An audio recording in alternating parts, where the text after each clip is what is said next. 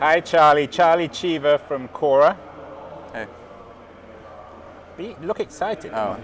You're supposed to Hi. smile. You've got a vast audience out there. Okay. Do you have a lot to smile about, Charlie? Yeah. No, I think so. Well, you're the founder and the CEO of. No, I'm not the CEO. You're just the founder. Adam D'Angelo, the other founder, is CEO.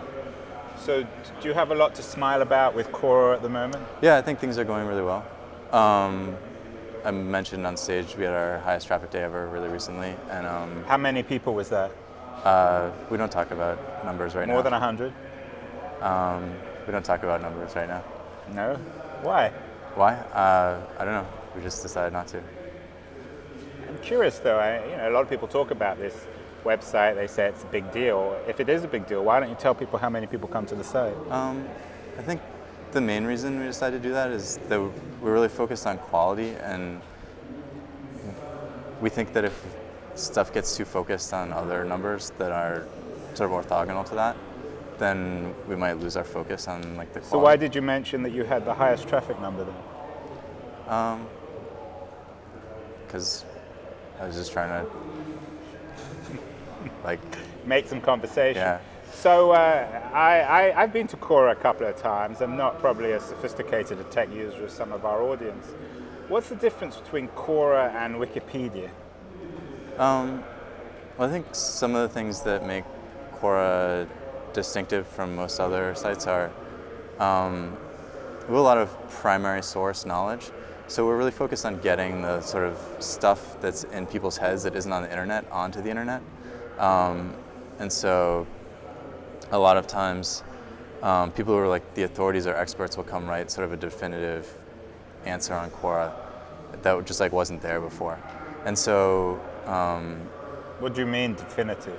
well, so Chris Dixon tweeted out this question about the Patterson cycle, which is this thing in technology where like there's sort of a boom-bust cycle that lasts 14 years.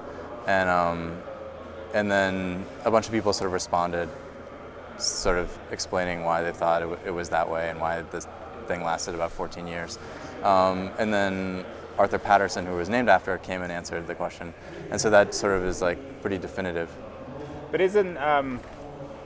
aren't networks like Quora unpattersoning Patterson in the sense that nothing is authoritative in this new media?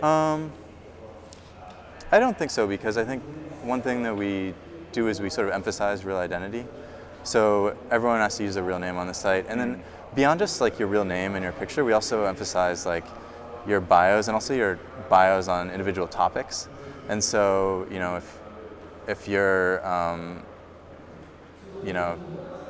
a journalist by day, but then you're also an expert chef, then if you're answering some question about cooking spinach, then your expertise in food would be highlighted.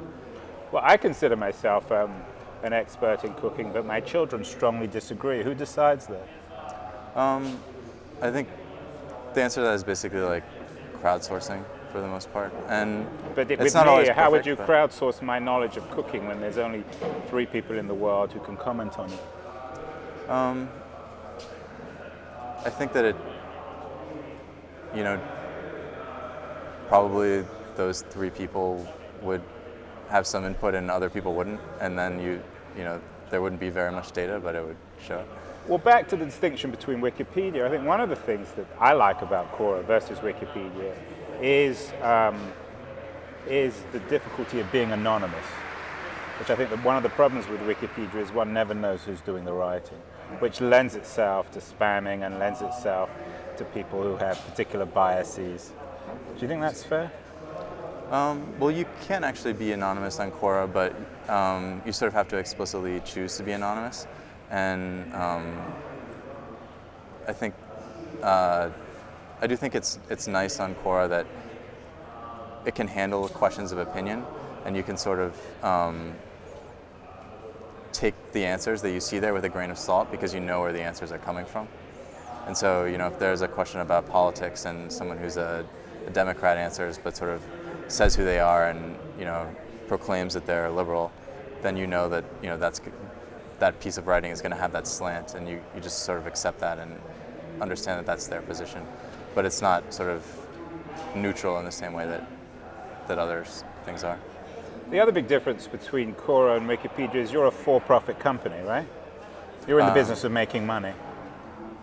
Yeah, we'd like to be a sustainable business.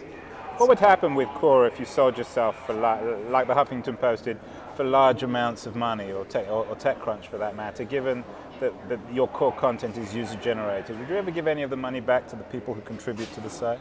Well, I just said on stage, we have an explicit non-goal of selling the company, so like, I don't think that will happen. But if it did? But also, people, it's their content and they're free to post it on their blogs, post it somewhere else.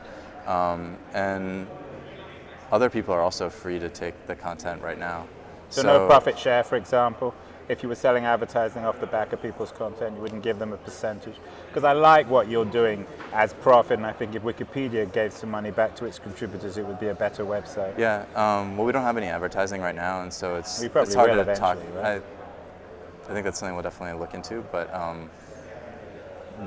right now it's just sort of too early to even comment on that kind of stuff. Well, thank you so much for being so cheerful, and I will look forward to catching up with Quora in the future. Good luck with the rest of the conference. Thank you, Charlie.